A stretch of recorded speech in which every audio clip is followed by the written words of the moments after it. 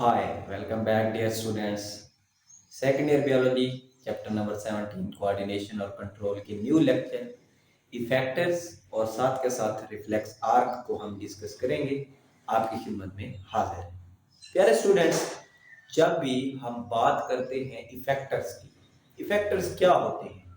Effectors actually किसी भी जानदार के जिस्म के वो हिस्से हैं, वो आर्गन्स हैं जो रद्द अमल देते हैं स्टिमुलस।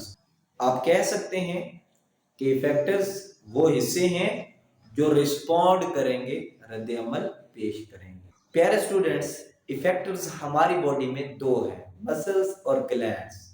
मसल्स जब भी रिस्पॉन्ड देते हैं तो कंट्रैक्ट करके सुकड़ के रिस्पॉन्ड देते हैं, और जब भी ग्लैंड्स रिस्पॉन्ड देते हैं तो वो सिक्रीट करते हैं, चीजें खारिज करते हैं, फिर जाके रिस्पॉन्स पैदा हो। तो देखते हैं जी इफेक्टर्स को। इफेक्टर्स वो स्ट्रक्चर्स होते हैं, वो हिस्से होते हैं जो रद्द अमल पेश करते हैं, रिस्पॉन्ड करते हैं। कब? व्हेन आर स्टिमुलेटेड, जब इनको स्टिमुलेट किया जाता है, तहरीक मिलती है, हुक्म मिलता है। बाय इम्पल्स, नर्व इम्पल्स के जरिए। कमिंग, जो कि आ रही होती है। वाया, बजरिया मोटर न्यूरॉन्स, जो मोटर न्यूरॉन के जरिए इम्पल्स आ रही है, नर्व इम्पल्स आ रही है, न्यूरॉन का मैसेज आ रहा है। वो मोटर न्यूरॉन का मैसेज जब स्टिमुलेट करेगा, तहरीक देगा, हुक्म देगा स्ट्रक्चर्स को, वो स्ट्रक्चर्स फिर रिस्पॉन्ड करेंगे। उन स्ट्रक्चर्स को हम इफेक्टर्स कहते हैं। जैसे मैंने आपको बताया प्यारे स्टूडेंट्स, मसल्स जब रिस्पॉन्ड करते हैं तो मसल्स सिकुड़ते हैं, कंट्रैक्ट होते हैं, और कंट्रैक्ट करने के बाद रिस्पॉन्स पेश करते हैं। जिस तरह फॉर एग्जांपल अगर मुझे कांटा लग जाए तो मैं अपने मसल्स को कंट्रैक्ट करके वहां तक मूव करा के हाथ को ले जाऊंगा और कांटे को अपनी बॉडी से अलग कर लूंगा। तो ये जो मैंने रिस्पॉन्ड दिया, रद्द अमल दिया, इसमें मैंने अपने मसल्स को कंट्रैक्ट किया, और मसल्स ने कंट्रैक्ट करने के बाद रद्द अमल दिया, कांटे को हटा दिया मेरी बॉडी से। प्यारे बच्चों, जो ग्लैंड्स होते हैं ये वो स्ट्रक्चर्स होते हैं। फॉर एग्जांपल ये मेरे पास एक ग्लैंड है, इस ग्लैंड के अंदर केमिकल्स बनते हैं। इन केमिकल्स को ग्लैंड बाहर सिक्रीट करता है, खारिज करता है। ये केमिकल्स यहां से ट्रेवल करते हुए पहुंचते हैं टारगेट टिश्यूज तक, और वहां पे जाके ये रिस्पॉन्स पैदा करवाते हैं, रद्द अमल पैदा करवाते हैं। तो इसका मतलब ग्लैंड्स जब भी रिस्पॉन्स पैदा करवाएंगे तो वो सिक्रीट करके रिस्पॉन्स पैदा करवाएंगे। दोस्तों, मेरी इफेक्टर वाली बातें मेरे प्यारे स्टूडेंट्स को समझ में आ गई होंगी। बहुत अहम शार्ट क्वेश्चन है सालाना इम्तिहान का, काफी दफा आया है सालाना इम्तिहान में, तो इसको अच्छे से कीजिएगा। रिफ्लेक्स आर्क की बात कर लेते हैं। प्यारे बच्चों, रिफ्लेक्स आर्क आपको तब समझ में आएगा जब आपको रिफ्लेक्स एक्शन का पता होगा। रिफ्लेक्स एक्शन क्या है? कोई भी काम प्यारे बच्चों जो हम फौरी तौर पर सर अंजाम देते हैं, और कोई भी काम जो हम बगैर सोचे समझे गैर इरादी तौर पर सर अंजाम देते हैं, वो होता है रिफ्लेक्स एक्शन। कोई भी काम जो फौरी तौर पर किया जा रहा है, कोई भी रद्द अमल जो फौरी तौर पर दिया जा रहा है, और कोई भी रद्द अमल जो बगैर सोचे समझे दिया जा रहा है, उसे रिफ्लेक्स एक्शन कहते हैं। फॉर एग्जांपल, मैं यहाँ पे खड़ा हूं, मेरे पीछे कोई गर्म चीज है, अचानक से मुझे पता नहीं है और मेरा वहां हाथ चला जाता है उस गर्म चीज पे, तो जो ही वहां पे हाथ जाएगा मैं फौरन हटा लूं। तो ये जो गर्म चीज पे हाथ जाने के बाद मेरा फौरन उस हाथ को खींचना है, ये रिफ्लेक्स एक्शन है, क्योंकि ये काम मैंने बगैर सोचे समझे किया, बस गया और मैंने हाथ खींच लिया, और ये काम फौरन हुआ है, तो इसलिए मैं इसको रिफ्लेक्स एक्शन कह रहा हूं। प्यारे बच्चों, होप सो आपको रिफ्लेक्स एक्शन की समझ आ गई। अब ये जो रिफ्लेक्स एक्शन मैंने दिया, गर्म चीज पे हाथ किया, मैंने फौरन खींच लिया, इस दौरान नर्व इंपल्स आई मेरे जिस्म में, उसने सफर किया मुख्तलिफ रास्तों से। अब ये जो रास्ते हैं उस नर्व इंपल्स का, पाथवे है, रास्ता है, इस रास्ते को हम रिफ्लेक्स आर्क कहते हैं। यानी आप कह सकते हैं रिफ्लेक्स एक्शन को पैदा करने के लिए नर्व इंपल्स जो रास्ता इख्तियार करेगी वो रिफ्लेक्स आर्क है।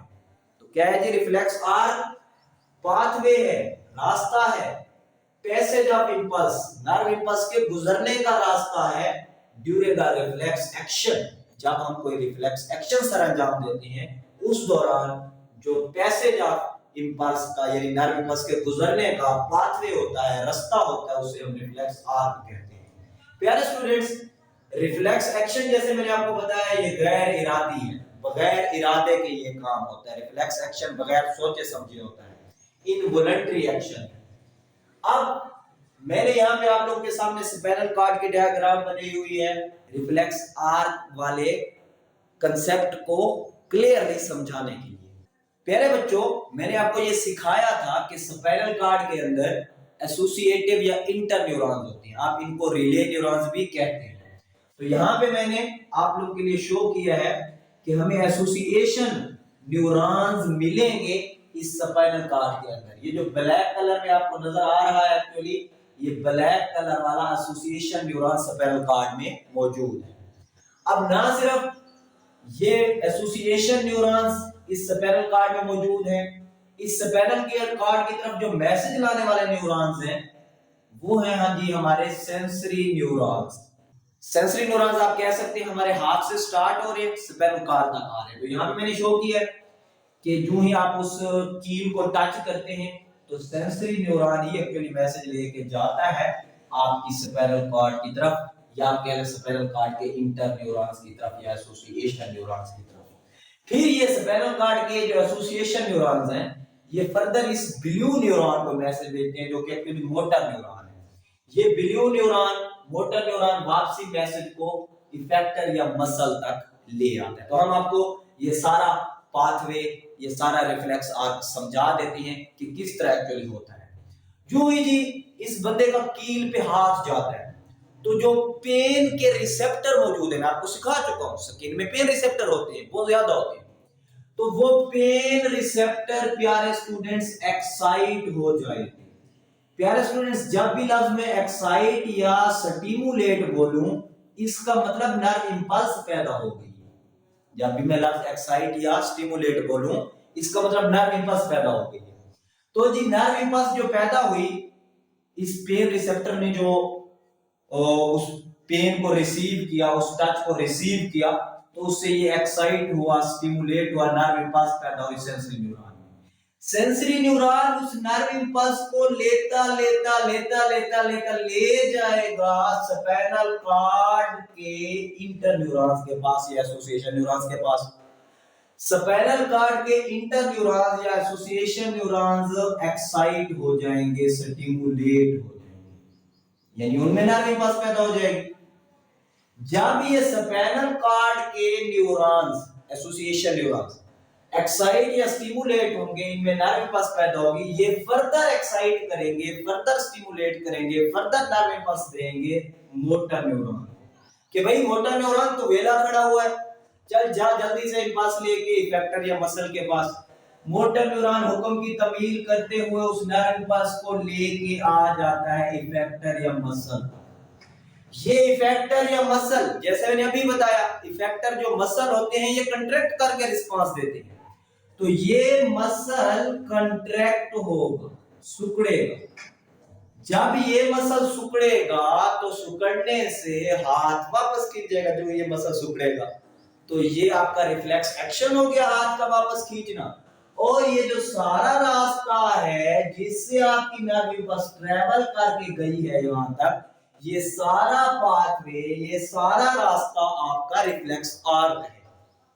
तो होप सो मेरे प्यारे स्टूडेंट्स को रिफ्लेक्स आर्क बहुत अच्छे से समझ में आ गया होगा। अब हम आपको रीडिंग करवा देते हैं। प्यारे स्टूडेंट्स, डायरेक्शन ऑफ स्टिमुलस क्या थी? पेन रिसेप्टर जो थे उनके पास मैसेज आया, फिर सेंसरी न्यूरॉन, फिर एसोसिएशन न्यूरॉन, फिर मोटर न्यूरॉन और फिर इफेक्टर या मसल। तो रिसेप्टर्स जो स्किन में थे पेन वाले, उन्होंने मैसेज को रिसीव किया, सेंसरी न्यूरॉन स्टिमुलेट हुए, फिर एसोसिएशन न्यूरॉन के पास नर्व इंपल्स गई, फिर मोटर न्यूरॉन और आखिर में इफेक्टर या मसल की तरफ नर्व इंपल्स चली गई। किस किस तरह ये न्यूरॉन्स एक्साइट होते हैं या अपनों को एक्साइट करते हैं? सेंसरी न्यूरॉन्स की जो पेन सेंसिटिव एंडिंग है स्किन में, वो उस स्टिमुलस को, टच को, पेन को रिसीव करती हैं, और सेंसरी न्यूरॉन का ये जो लंबा धागा जा रहा है, लॉन्ग फाइबर, ये फिर मैसेज को आगे ले जाता है एसोसिएशन न्यूरॉन के पास। एसोसिएशन न्यूरॉन स्टिमुलेट होते हैं आपके, जो ये एसोसिएशन न्यूरॉन स्टिमुलेट होती है वो फिर मोटर न्यूरॉन को स्टिमुलेट करते हैं, स्टिमुलेट द मोटर न्यूरॉन। जो ही आपके ये मोटर न्यूरॉन स्टिमुलेट होते हैं तो मोटर न्यूरॉन फर्दर मसल को जो है पैगाम देते हैं अपने इस एक्सोन के जरिए। ये जो धागा ये एक्सोन है, तो एक्सोन ऑफ मोटर न्यूरॉन जो है वो मैसेज लेके जा रहा है मसल की तरफ। मसल कंट्रैक्ट करता है जब उसको मैसेज मिलता है और विथड्रॉ कर लेता है बॉडी पार्ट को उस डैमेजिंग स्टिमुलस से। वो जो कील पड़ा हुआ था उससे हाथ को विथड्रॉ कर लिया जाएगा, खींच लिया जाएगा उस डैमेजिंग स्टिमुलस से। प्यारे स्टूडेंट्स, सेंसरी न्यूरॉन सिनैप्स बनाते हैं कुछ ऐसे एसोसिएशन न्यूरॉन्स के साथ जो कि इन्वॉल्व नहीं होते इस रिफ्लेक्स एक्शन में। अब इस बात को आपने गौर से समझना है। प्यारे स्टूडेंट्स, सिनैप्स क्या होता है? ये मेरे पास फॉर एग्जांपल एक न्यूरॉन है, ये न्यूरॉन मैसेज लेके जा रहा है, आगे मेरे पास एक सेकंड न्यूरॉन आ गया। प्यारे स्टूडेंट्स, ये फर्दर आगे मैसेज को लेके जाएगा। अब हम फर्ज कर लेते हैं कि ये जो हमारा न्यूरॉन है ये सेंसरी न्यूरॉन है। हमने फर्ज कर लिया कि ये जो हमारा न्यूरॉन है ये सेंसरी न्यूरॉन है and this one is association neuron. और मैं कहता हूं ये वो एसोसिएशन न्यूरॉन है जो रिफ्लेक्स एक्शन में हिस्सा नहीं ले, रिफ्लेक्स एक्शन में हिस्सा नहीं लेगा। अब ये जो गैप पैदा हो रहा है इस सेंसरी और एसोसिएशन न्यूरॉन के दरमियान, इसे हम कहते हैं सिनैप्स। तो आखिरी बार यहां पे यही लिखी हुई थी कि आपका सेंसरी न्यूरॉन सिनैप्स बनाता है एसोसिएशन न्यूरॉन के साथ। ये सेंसरी न्यूरॉन है, वो एक गैप मैक्रोस्कोपिक बना रहा है सिनैप्स, किसके साथ? एसोसिएशन न्यूरॉन के साथ। कौन सा एसोसिएशन न्यूरॉन है? नॉट इन्वॉल्वड इन रिफ्लेक्स, ये रिफ्लेक्स में हिस्सा नहीं ले रहा। तो फिर क्या करेगा ये एसोसिएशन न्यूरॉन? ब्रेन को पैगाम भेजेगा, भाई कुछ डैमेजिंग चीज आ गई है, देख लो क्या चीज है, पता चला लो और बॉडी को उसी के अकॉर्डिंग चलाओ, ताकि अगर ज्यादा खतरे वाली चीज है तो दिमाग उसी के मुताबिक फैसला करे।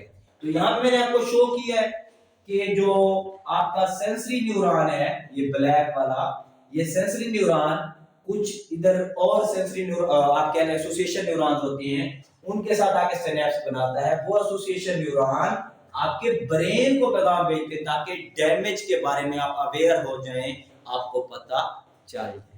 होप सो मेरे प्यारे स्टूडेंट्स को ये मेरा मेहनत से पढ़ाया हुआ टॉपिक बहुत अच्छे से समझ आया होगा। प्यारे स्टूडेंट्स, वीडियो अच्छी लगी हो तो लाइक जरूर दीजिएगा। इतनी गर्मी में हम आपके लिए वीडियो बनाते हैं, चैनल को लाजमी सब्सक्राइब कीजिएगा और अपने साथियों के साथ शेयर करना हरगिज ना भूलिएगा। मिलते हैं अगले वीडियो लेक्चर में, तब तक के लिए खुश रहें, खुशियां बांटें। अल्लाह हाफिज।